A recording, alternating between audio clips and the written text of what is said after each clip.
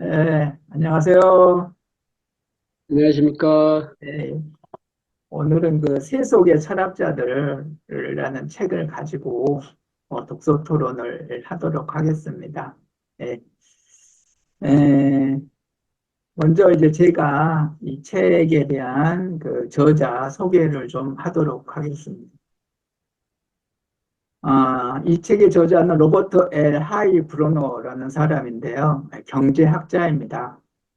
하일 브로너는 1919년 4월 24일 뉴욕 맨하탄의 웨스트 사이드에서 출생했다. 그의 아버지는 뉴욕에서 남성 의류 소매 체인점을 창업해 상당한 돈을 번 인물이었다. 하일 브로너가 5살 때 아버지가 돌아가신 후 가족 전속 운전사가 10여 년간 아버지의 대리 역할을 해 주었는데 가족들은 그를 아랫사람으로만 대했다. 하일 브로너는 이 대리 아버지가 받는 부당한 대우를 분개했던 감정이 뒷날 자신의 사상을 형성하는 데 큰 영향을 미쳤다고 말했다. 1936년에 하버드 대학교에 입학한 하일 브로너는 소설을 전공할 계획이었으나 케인스주의자에서 전후 미국 내의 대표적인 마르크스주의 경제학자로 변신한 폴 스위치의 강의를 듣고 경제학의 매력에 빠지게 된다. 네, 계속해서 1946년 뉴스콜 대학교 사회과학부 대학원에 진학한 하일 브루너는 그곳에서 아돌프 로에 교수와 만나게 된다. 이 만남은 그의 대표적인 책 세속의 철학자들의 인큐베이터가 되었고, 네, 이 책의 인큐베이터가 되었네요. 그 후 40년에 걸쳐 그가 경제학자로서 뛰어난 업적을 내는데 도약대 역할을 해 주었다 했습니다. 예. 그리고 이제 나중에 뉴스콜 대학교 교수로 임명되어 가지고 30년 후 퇴직할 때까지 교수직을 유지했습니다. 예. 교수로서 일생을 살았다고 할 수 있겠네요. 예. 하일 브로너는 학자로서 많은 명예를 누렸고 사상 최고의 경제학 서적 베스트셀러 작가였지만 늘 학계의 주류 경제학자들과는 떨어져 있었다. 좌파 경제학자 가운데 대표적 인물이었던 그는 다른 경제학자들과는 달리 대가다운 문제의식과 권위 있는 글솜씨로 독자들을 정치 경제학과 공공정책이라는 복잡한 문제로 이끌고 가서는 핵심을 분명하게 이해할 수 있도록 만들어주는 탁월한 능력을 가지고 있었다. 이러한 능력 때문에 하일 브로너는 전공인 경제학을 넘어서서 현대의 위대한 지식인 가운데 한 사람이 될 수 있었다. 네, 이상으로 저자 소개를 마치고요. 하여튼 오늘 그 책 토론 순서는 책을 읽은 뭐 소감을 간단하게 얘기하고요. 그다음에 인상 깊은 구절 있으면 서로 나누는 걸로 이렇게 하겠습니다. 그리고 주제 토론으로 자본주의 사회에서 느끼는 우리의 고민은 무엇인가? 그다음에 저자의 주장과 뭐 거기에 대한 본인의 생각은 뭐 약간 중복될 수 있겠는데 하여튼 뭐 이런 걸 나눌 수 있으면 기타 토론 주제 및 궁금한 점 뭐 이런 걸 나눌 수 있으면 좋겠고 다음 차시 소개 및 독서 토론 소감 이렇게 하겠습니다. 네. 뭐 이것이 좀 한 이게 이제 저거 금방 이제 뭐 판이 아니기 때문에 금방 끝날 수 있어요. 시간이 이게 줌이 이제 뭐 유료가 아니기 때문에 그래서 부족하면 중간에 이제 끝내고 다시 한번 제가 올릴 테니까요. 들어와서 곧바로 들어와서 이렇게 이해 또 다시 시작하는 그런 방향으로 지금 한 20분 정도 이렇게 남은 것 같은 22분 하여튼 뭐 남은 것 같은데 그러한 방법으로 이렇게 하도록 하겠습니다. 먼저 하여튼 저부터 이 책을 읽은 소가 오늘 뭐 이제 두 가지 1장 챕터 2하고 그다음에 마지막 하일 브로너 예, 하일 브로너의 생애와 경제사상이라는 그 역자 후기 뭐 이 두 개만 가지고 토론을 하도록 하겠습니다. 네. 먼저 선생님 그 책을 읽은 소감부터 좀 얘기해 주시면 이 책을 읽은 소감 아, 죄송한데요. 제가 화요일인 줄 알고 책을 오늘 아침에 빌렸어요. 그래가지고 책을 못 읽고 계속 바빠가지고 책을 못 구해가지고 또 그랬긴 한데 제가 화요일인 줄 알고 오늘 아침에 도서관에 책이 있어가지고 빌려왔거든요. 그래서 책을 다 못 읽고 그 역자 후기만 조금 앞에 좀 앞부분만 좀 읽어봤어요. 예. 미안한데요. 아, 아이고, 뭐, 읽어봤자 똑같은 내용입니다. 예, 뭐, 읽은 내용 내에서만 뭐 서로 이렇게 얘기 나누면 될 것 같아요. 그래서 세속의 철학자라는 그 제목이 좀, 그, 이제 경제학자면서 이제 경제학 관련 이제 전문서를 쓴 건데, 이렇게 좀 일반 사람들이 다가가기 쉽게 제목을 이렇게 잘 정하신 것 같아요. 세속의 철학자라고. 일반 경제학 서적은 일반 사람들이 참 접근하기가 힘들고 어려운 학문이잖아요. 그런데 그 제목 자체가 좀 일반 사람들이 접근하기에 쉬운 그런 제목으로 설정이 됐고, 또 글도 또 재미있게 이렇게 일반 사람이 읽어서 이해할 수 있도록 이렇게 글을 잘 쓰신 것 같아요. 이 할 브로너 이 작가님이. 그리고 그런 쪽에 또 문학적인 그 글솜씨도 좋고, 그래서 아마 이 경제학 이 세속의 철학자를 쓰셨고, 이게 엄청난 뭐 400만 부 이상이 팔렸다고 그러는 것 같은데, 400만 부면 어마어마한 건데, 정말 대단하신 분 같아요. 이 작가님도 그렇고. 그래서 세속의 철학을 그 인간 행위 가운데 가장 세속적인 부분, 즉, 부를 향한 욕구를 포함하는 그런 철학이 담겨 있는 책 같아요. 그리고 보통 사람들이 이제 부를 많이 추구하잖아요. 우리들이 살면서 아, 돈이 최고다 이런 생각을 많이 하고 있고 부를 이렇게 추구하려고 노력을 하고 여러 가지 뭐 활동도 하고 하는데 이 책을 정말로 이제 저는 다 못 읽었는데 좀 더 읽어보면은 정말 유익할 것 같은 생각이 많이 듭니다. 네.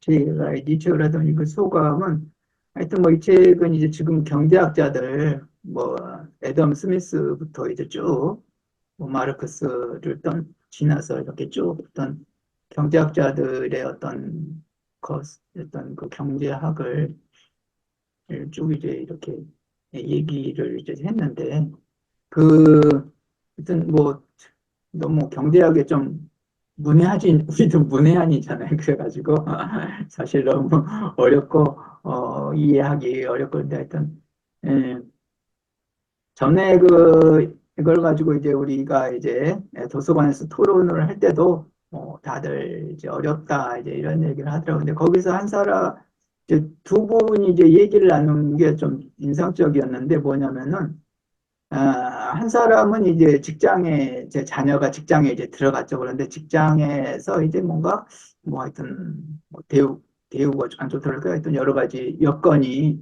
직장의 조건이 안 좋다, 뭐 이런 거, 고용주가 예, 안 좋다, 뭐 하여튼 이런 얘기, 뭐 직장 여건이라든지, 뭐 월급이라든지, 뭐 하여튼 그런 게 별로 이렇게 안 좋더라. 이제 뭐 이런 세대에서 이제 얘기를 좀 했고, 근데 또 한 분은 이제 또 고용주 입장이더라고요. 어, 그래가지고, 지금 이 젊은 사람들이 자기만 너무한다. 그냥 뭐 휴가나 연가 다 찾아먹고 기껏 1년 이렇게 키워놓으면 나가버리고, 예, 이런 얘기를 이제 서로 이렇게 하시는 걸 봤어요. 그래가지고, 하여튼, 이게 서로 이제, 그래서 근데, 그런 것들을 서로 얘기하고, 서로 이제 또, 그, 얘기를 하면서 또 어떤 서로의 어떤 방향을 서로 이렇게 나누니까 또 그 많은 도움이 되는 또 그런 책이었습니다. 하여튼 뭐, 모르지만은 또 이렇게 자기의 또 사정을 또 얘기하니까 많은 도움이 되는 책인 것 같았어요. 예, 그렇습니다. 예, 그리고 이제 다음에 이제 그러면 인상 깊은 구절 좀 이렇게 한 번씩 이렇게 나누는 방향으로 하겠습니다. 저는 이제 챕터 T에 보면 이제 챕터 2에 22페이지에 보면 이제 이런 내용이 있더라고요. 그래서 22페이지 보면은 내가 한번 읽어보겠습니다. 인간이 생존에 성공한 것은 오로지 인간이 사회적으로 협력하는 존재이기 때문이다. 인간이 생존에 성공한 것은 사회적으로 협력하는 존재이기 때문이다.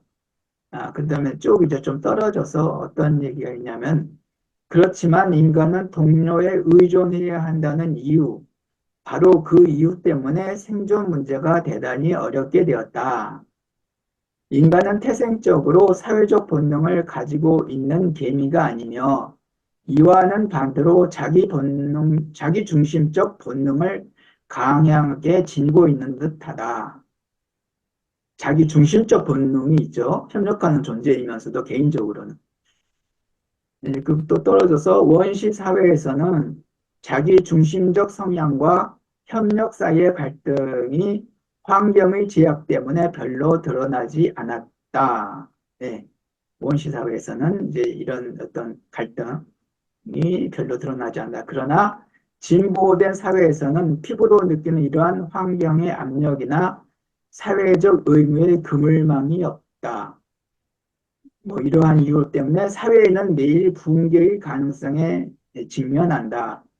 자연의 힘 때문이 아니라 단지 인간의 애적 불가능성 때문에 이제 뭐 이런 내용이 있는데요. 그러니까 인간 인간은 협력하는 존재이면서 또한 개인적으로 볼 때는 어떤 그 자기 중심적 성향이 강하다. 그래서 이 두 개의 충돌 때문에 어떤 사회는 우리 사회라는 것은 매일 어떤 그 붕괴 가능성에 직면한다고까지 이제 뭐 이렇게까지 뭐 하여튼 이런 얘기를 했는데 그래서 저번에 아까 얘기한 대로 그 두 분이 얘기하는 게 이제 이런 거죠.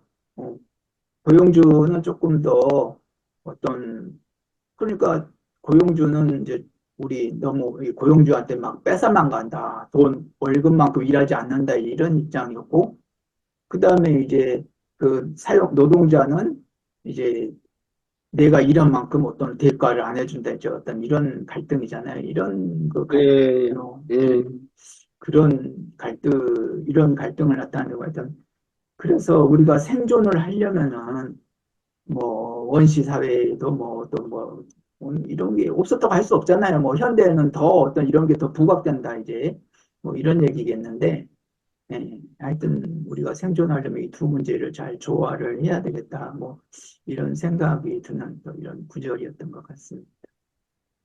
네, 강희 쌤 또 뭐 이상 싶은 뭐 내용 그냥 생각나는 거 있으면 얘기해 주시죠.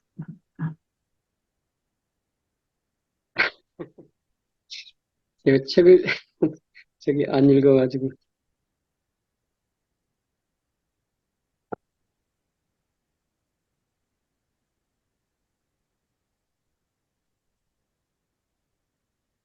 저 여기 저 생각 안 나시면 그냥 패스하셔도 되고요. 또 생각날 때 얘기하시면 됩니다. 패스하면 네, 좋겠어요. 일단 패스하겠습니다. 예, 예, 그러면은 저희가 또 그 파일 브루노의 생애와 경제 사상에서 이제 거기 445페이지 보면 이제 이런 얘기가 있더라고요.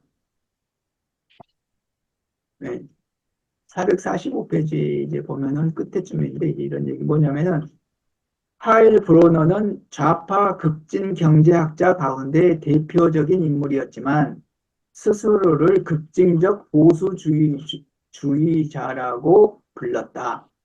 자본주의를 역사적 조건과 끊임없는 변화의 과정 속에서 보고 사회주의라고 불리는 평등을 향한 여러 변화를 지지한다는 점에서 나는 급진주의자다. 하여튼 좀 뭐, 그러니까 급진적 보수주의자고 불렀는데 사회주의라고 불리는 평등을 향한 여러 변화를 지지한다는 점에서 나는 급진주의자다. 이게 이제 사회주의자라는 거죠. 그러니까 평등을 되게 강조했던 것 같아요. 이 하이브르너가.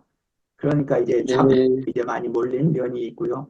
그러나 제도적 변화로 모든 변화가 해결될 것이라고 믿지 않는다는 점에서 나는 보수주의자다. 그렇지만은 또 이제 이 하이브로너는 에, 좌파들이 얘기하는 그 제도적 변화가 모든 문제가 해결된다. 이걸 믿지 않는다. 이제 뭐 이런 얘기죠. 급진주의자나 자유주의자는 무시하는 문제이지만, 하여튼 뭐 보수주의자가 전면에 내세우는 문제가 있죠. 네. 바로 인간의 조건, 악을 행할 수 있는 인간 능력의 문제다. 그래서 이제 보수주의자가 내세우는 문제가 바로 인간은 악을 행할 인간 자체가 좀 악하다. 뭐 이런 내용이거든요. 급진주의자는 이 커다란 문제가 무엇인지를 파고들지 않는다. 예, 좌파, 예, 사회주의자는 이 인간이 악을 행할 수 있는 인간의 이것을 좀 무시한다 이거죠. 외면한다 이거죠. 네. 경제체제는 명백히 불의를 내포하고 있지만 문제를 해결하는 것은 너무나 어렵다는 사실 때문에 나는 마음이 괴롭다. 예컨대 누가 지배하고 어떻게 법을 만드는가 하는 것은 작은 문제가 아니다. 문제만큼이나 나쁜 처방을 피하기란 쉬운 일이 아니다. 나는 여러분들이 혁명으로부터 무엇을 얻을 수 있을지 회의적이다. 이제 뭐 하여튼 이런 내용인데요. 하여튼 그래서 이제 뭐 하이브로는 이제 좌파, 사회주의라고 그래야겠네. 사회주의 어떤 그 학자로서 이제 뭐 하죠. 이제 취급되죠. 그렇기 때문에 이제 정통 그런 경제학 주류 경제학자로서 약간 뭐 외면을 받았다고 하겠는데요. 하여튼 하이 브로노가 이 글을 보니까 무엇을 고민했는지 하여튼 알 것 같기도 하여튼 하이 브로노는 사회주의 그러니까 인간의 평등을 10년 동안 뭐 자기 아버지 대리 아버지 역할을 한 사람이 그 저자 속에서 얘기한 것처럼 어떤 했는데도 불구하고 어떤 좀 불리한 뭔가 부당한 처단을 받은 게 되게 사성적 기조가 됐거든요. 그러다 보니까 어떤 사회주의적 그런 의식이 먼저 내면에 기저에 바탕에 갖다 깔리게 된 거 아닐까. 그래서 하여튼 하이브로는 끊임없이 어떤 그런 방향에서 어떤 사회주의적인 것을 보면서 하여튼 자본주의 변화시키를 노력하지 않았나. 하여튼 좀 이런 생각을 좀 하게 되는 어떤 그런 귀절이었습니다. 뭐 조광희 쌤도 예, 뭐 자본주의 뭐 우리가 사는 자본주의지만 말 관련해서도 뭐 생각나는 거 있어 좀 얘기해 주시죠. 읽은 부분에서는 하여튼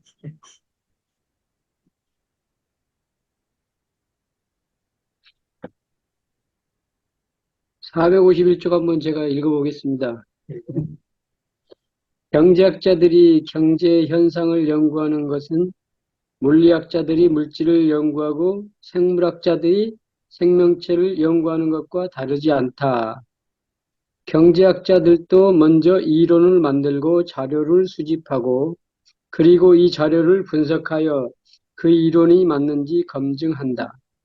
과학의 핵심은 이 세상이 어떻게 되어 있는지에 대한 엄정한 관찰과 검증, 다시 말해 바로 과학적 방법론이다. 이런 방법론은 지구 중력에 대한 연구라든가 생명체 진화에 대한 연구라든가 나라 경제에 대한 연구 모두에 적용이 된다. 저는 이제 과학에서만 이렇게 관찰하고 검증하고 이제 그렇게 이제 진행되는 줄 알았는데 이 경제학에서도 이론을 먼저 만들고 자료를 수집하고 거기에 대해서 이제 그 이론이 맞는지 다시 검증을 하고 이렇게 그 절차를 밟는 걸 몰랐었거든요. 근데 여기 보니까 이제 그런 식으로 이제 이 경제학자들도 그런 식으로 이제 이론을 세우고 자료를 수집하고 다시 그걸 또 그 이론이 맞는지 검증하고 이런 과정을 거쳐가면서 이 학문이 발전해 나가는 걸 알게 됐어요. 저는 이제 공대를 나와가지고 이제 공대 기획과를 나왔는데 이제 주로 이제 실무에서만 일을 해가지고 이런 이론 이제 경제학적으로는 잘 모르거든요, 사실.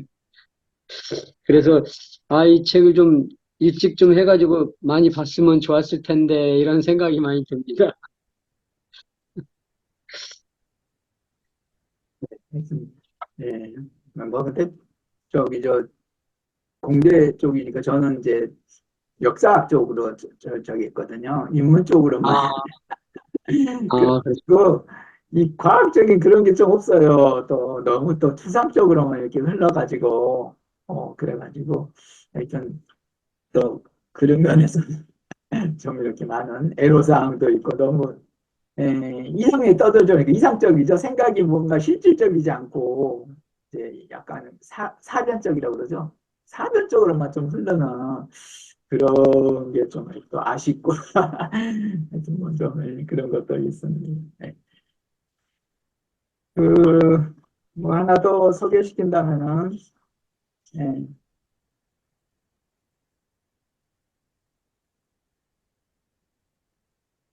그러니까 이제 475페이지에 보면은 이제 예, 478페이지를 좀 한번 읽겠습니다.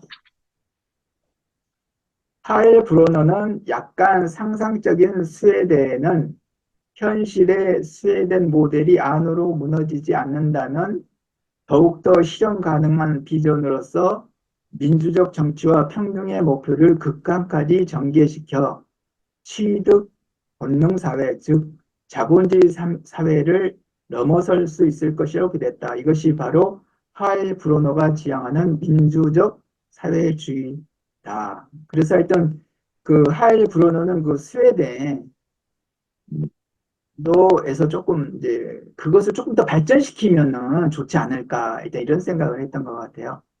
그러면은 그 민주적 정치와 평등의 목표를 좀 더 이렇게 하면은 더 발전시키면은 그 하일 브루노가 이제 여기서 민주적 사회주의를 이제 이렇게 이름을 지어 이렇게 이제 명명을 했는데 어떤 이런 사회가 될 수 있지 않은 그런 어떤 희망을 좀 갖는 것 같아요 보니까.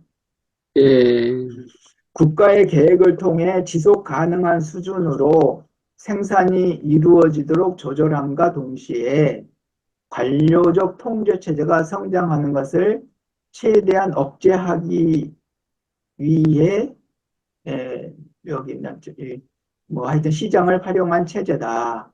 하일 브로너 민간 시장인가요? 하여튼 뭐를 활용한 체제다. 하일 브로너는 이것이 왼쪽이 아니라 전진과 상향의 움직임이라고 불렀다. 하일 브로너는 그런 민주적 사회주의 구상의 예로 마이클 엘버트의 참여 경제를 들었다. 엘버트의 계획은 구성원 간의 적대 관계보다는 참여 관계를 극대화하는 사회를 그린다. 그래서 하여튼 근데 이제 사회주의 헬 브루너가 어떤 자본주의에 대한 어떤 비판이랄까요? 어떤 그것을 극복도 생각했지만은 또 사회주의도 문제를 이렇게 지적을 했어요. 뭐냐면은 이 관료적 통제 체제가 문제라는 거죠. 사회주의 문제가 이제 그거잖아요. 그래서 하여튼 예, 최대한 이제 어떻게 하면 억제할까. 그래서 하여튼 스웨덴 식을 이제 거기다 평등을 더 가미하고 또 사회주의에서 어떤 이런 관료 체제를 최대한 이제 이렇게 억제하고 그러면 자기가 생각하는 어떤 민주적 사회주의.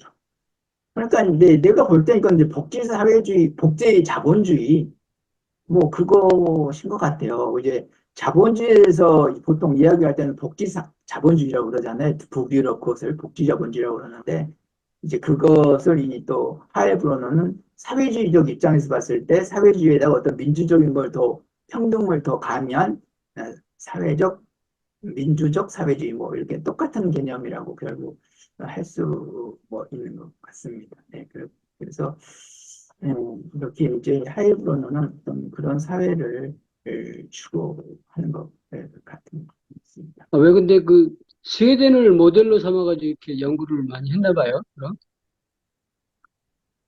뭐 스웨덴뿐만이 아니고 하여튼 이 자본주의를 이 사람은 계속 자본주의를 어떤 극복이랄까요? 어떤 자본주의 그러니까 내가 보기에 하이브로너는 뭐 경제학자니까 엄청난 경제학자고 또 어떤 저명 인사가 될 정도거든요. 그런데 전통 그런 경제학자로부터 외면받았으니까 자본주의에 대해서는 엄청난 그 많은 학식을 가지고 있죠. 그리고 그래서 이제 뭐 모든 어, 자본주의를 다 통달할 수 있다고 할 수 있을 것 같아요. 그런데 이제 예, 이 사람이 이게 그렇게 이제 인기가 많고 많은 사람들이 하여튼 뭐 어떤 공감을 일으킨 거잖아요. 어찌됐건 간에 어떤 네, 이유로부터는 좀 외면당했지만 좀 그런 것이 왜 그러냐면은 내가 보기에 이분은 어떤 자본주의는 뭐 많이 이제 알려졌고 그런데 사회주의를 약간 꼬집은 거 어떤 식으로 사회주의가 자본주의를 어떤 받아들여야 되나를 지적한 게 그게 많이 그게 많은 사람들이 어떤 것을 봤죠. 그러니까 어떤 사회주의의 그런 어떤 국가 통제, 억압, 그리고 인간의 어떤 그 악에 대한 그런 거에 대한 어떤 무시가 네, 결코 그들이 생각하는 사회주의는 결코 뭐 또 일단 비판을 하고 있거든요. 그런 면에서 이 하이 브루너가 그 당시 하여튼 뭐 지금까지는 모르겠지만 하여튼 많은 사람들의 공감을 좀 일으킨 거지 않을까. 일단 자본주의에서 좌파 경제학자들은 어떤 살아남는 게 아니고 공갈을 받기가 내가 보기 쉽지 않잖아요, 이런 게. 네, 그렇죠. 음, 그래서 그런 의미에서 하여튼 많이 된 것 같습니다. 예.